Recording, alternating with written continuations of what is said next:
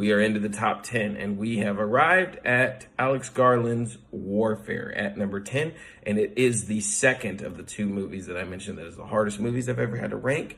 And I will start with what made this so difficult to rank, and it is because the American war film has been nothing but a machine of propaganda, and I have heavily criticized that genre. And I will openly tell you right now, Warfare did almost absolutely nothing to rise above the problems of its genre that exist outside of itself. However, if you're familiar with Alex Garland's Civil War, which made this list a year or two ago, can't remember exactly when, he tried to make an apolitical war movie that I didn't think worked quite so well. I'm not going to go into all that. But he did the same thing with this one, and I think it actually did work well for two reasons.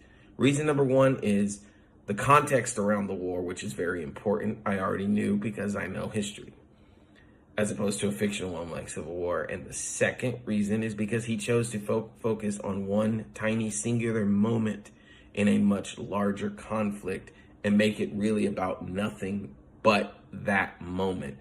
And I think that's what made this film actually worth something to me, because I didn't take it as a war film actually when I was watching it.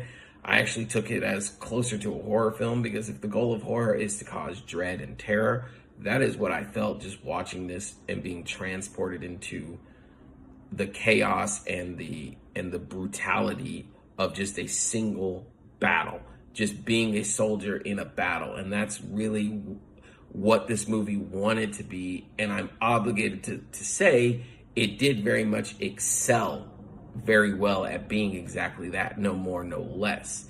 Now, in spite of everything going on in the Middle East, I do think the American war film needs to do better.